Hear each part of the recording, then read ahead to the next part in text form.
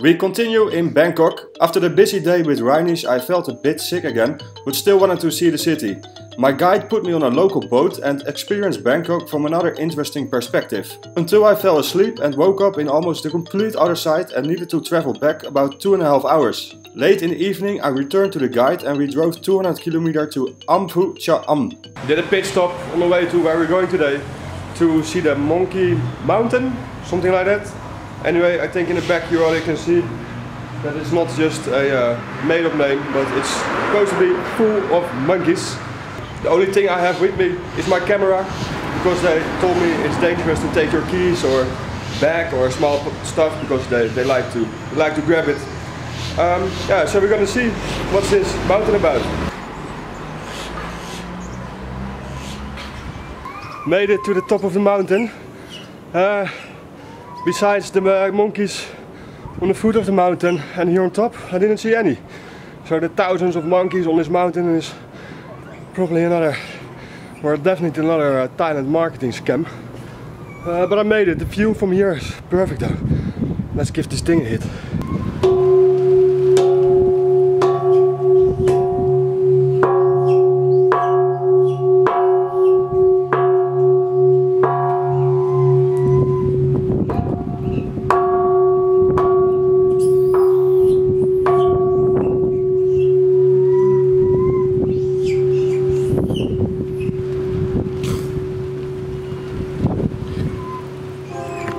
Stop for today is Amphu Bang Savan, tiny village where the biggest attractions were the street stalls on the side of the main road.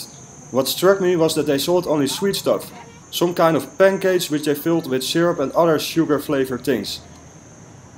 Chicken dipped in which seemed to be syrup, meat with chemical-like colors and even angry bird sticks. On the opposite side of the market was a big school, so maybe that was the reason for all this sweetness. The sellers seemed to be quite happy with it. Next day the stop was in Amphu Lang Suan. The road trip through Thailand is very different as in Myanmar.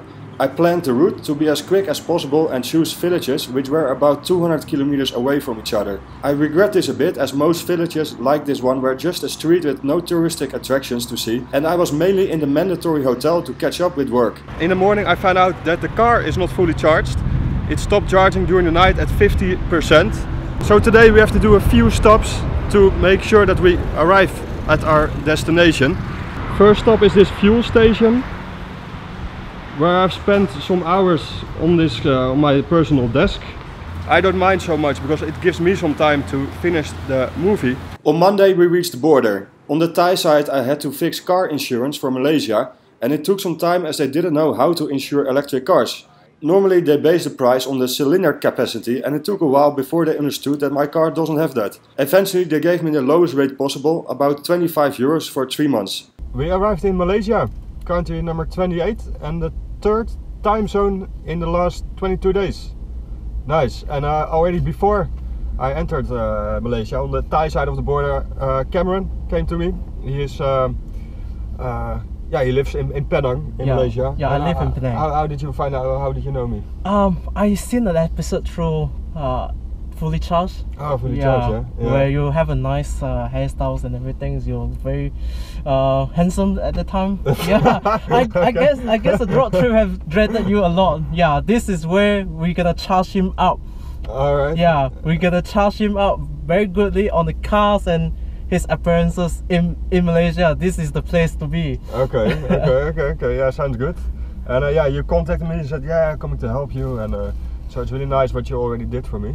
And yeah, we have to do quite a distance, because in total today we have to do 270 kilometers. And so we're now in a small village. Is it a small village? I don't know. I'm just saying something. I wouldn't call it a village. Okay. It's the capital of the rice paddy fields of Malaysia. Alright. Yeah. So it's a city in the middle of nowhere. Yeah, it's a city in the middle of nowhere. Okay. And yeah, so we're gonna charge up here and then we reach Penang. And that's a beautiful city, yeah? Penang. Yeah, Penang is very nice for foods, and is voted in TripAdvisor as the most as the city to visit in 2016, and voted number 2 in the CNN must visit list as well. Really? So it is a very nice city to visit, and everyone is talking about Penang is like Thailand of Malaysia. Okay. Or rather Bangkok of Malaysia. Okay. This morning we moved from Cameron's house to his cousin's house, family's house. It's my aunt's house. His aunt's house, and I can use it for a few days, maybe even weeks. I don't know. And so I decided, like, because past weeks had been so hectic, like every day I needed to move from one place to another, and I didn't have any time to do anything. So today it's in the coming days will be cleaning day. So we just moved everything out of the car. Here's only one spare tire left, and the trunk is completely empty. And also here's the charger, which is damaged, and we're going to fix that in the coming days. And then this is everything what came out of my car, and I just almost cannot believe how much it is. It's insane. And for a couple of months I've been complaining, like, why is this car so low? Stupid German car. Why didn't they build this different? Because I had a lot of problems from India, but now it's like a Land Rover. It's so high, unbelievable. Cameron insisted to get it really clean in the car wash before we started to do heavy maintenance. In India I had the problem that there was a short circuit which caused the 3-phase charger to damage. I could not use it anymore. I thought it was unrepairable or either very expensive, but I got in touch with a manufacturer Inosys in Delft in Holland, and they have some kind of swapping system that if you have one repaired, you can send in the old one, and then he fix it and he sent in the new one. So that's what we have to do. I have to remove the charger now, which is quite a complicated process, and I'm kind of nervous because it's connected to high voltage power, like 380 volt. So the first step will be to completely turn out the car.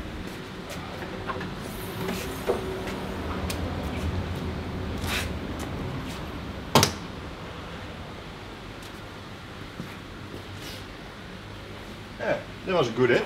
This thing I hit is the inerta switch. It is there in case of an accident. It shuts the battery off for protection, but can also be used in situations like this. Anyway, so the charger is is in this box. So they say you have to remove this field. It was a lengthy process. First we stripped it down, then we unhooked the tensioning straps and unscrewed about 40 screws to be able to open the box. I had never seen the inside, so I was very excited to see how it looked. So this thing here in the front, this is the charger. This is what got damaged. And below this is the batteries. Well, one part of the batteries. There are more batteries below the car. But our task now is to disconnect the charger. And yeah, quite nervous, a little bit nervous because of the high voltage. But if we do all the steps right, then it shouldn't be a problem. Okay, so we just completely removed the charger from the trunk. Yeah, it's quite interesting to see what's in there. And there's a lot of dust. And we also found this. Dutch people might recognize this, because this piece is from the Efteling. Was in the charger. Amazing. And this is the charger itself. A huge block, which is about, I estimate, 20 kilograms. It was quite heavy. And there's something inside this has burned, short circuit, and that's why it's not working. So this thing I'm going to send back to Holland, and then Tim will send me a new one, and I can use it again. The coming days we almost daily went to Penang, which is an island. Cameron lives on the mainland, so every day we drove over the longest bridge in Southeast Asia, a staggering 24 kilometers to the island. Cameron took me to a local market and introduced me to Malay food, which is a lot of fish and rice. We had to lay a good bottom as a long and hectic day awaited us. Cameron did some praying and we moved to the office of The Star, one of Malaysia's biggest newspaper, for a photo shoot and interview. Then we went to the DHL office to ship the charger back to Holland. It costed me almost a lakh, 215 euros, which I just could pay for with the money from the crowdfunding campaign. Cameron is also very interested in sustainability and arranged some meetings with interesting companies for me. Alright, basically we have adopted the latest version of the bike share that we try to make people, everyone can use it. You know, from in terms of concept of using the card or using the apps. Right now we are talking about apps, will be talking about IoT, Internet of Things. Everyone holds a handphone, they can access the bike if you sign up through there. You don't need to come to my office. So the concept is that we want to provide any of the citizens here in Penang, they're able to access the bike easily. Any time of time. Okay, and so did you have did you face any challenges while starting this up? Basically, this is a government initiative that they want a bike share. The challenges would be that how are we going to penetrate into let people use it? You know, as you know, Malaysia is not the culture for bicycling due to the weather's conditions, everything, and together with the culture of like working attitude, it's hot. We don't have to cycle. But for now, we are seeing the improvement that people try to accept it as our marketing promotion going on. They see improvement on that, and we will keep going on. Yeah. And is the environment or sustainability important in this project? Oh yes, of course. Just imagine it. Okay, you're driving a car. Most of the drivers will be driving one car, one person. What if you got 10 person, you got 10 cars in it? How much carbon dioxide has to be exposed into the environment? How about you are talking about 10 bicycles, we should relate as a transportation for them to travel to the same destination. Save them time, save them petrol, save the environment.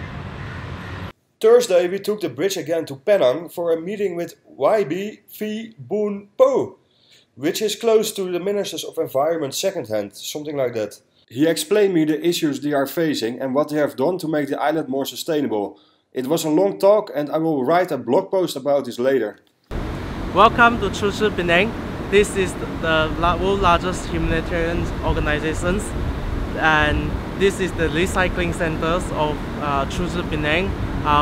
They do the recycling of certain items like there's a cardboard boxes, paper, aluminium, plastics, even electrical waste, and used clothing as well. Used clothing will be redistributed to orphanage and foster homes so that the things doesn't go to waste. And all these collectibles are donated by its follower. There's estimated about 10,000 followers in Penang. Even more, I don't know, but all these items will be benefited to the humanitarian missions across the world for Chuchi. In this case, in Penang, they have been running free of charge dialysis centers for the less privileged people. So all these things has been donated, and they will be processed and sold to the markets, and those proceeds will go to charity. The people from the organization saw my car and were pretty excited that a foreigner was here and gave me a tour through their temple. Yeah, so you're the presenter now. I'm the presenter? You're the presenter here behind the wheel. Wow, this is very different. Yeah? Yeah, driving a left-hand drive cars in Malaysia definitely feel a bit different. What's the major difference? I need to get used to staying on the left side of the road. Right.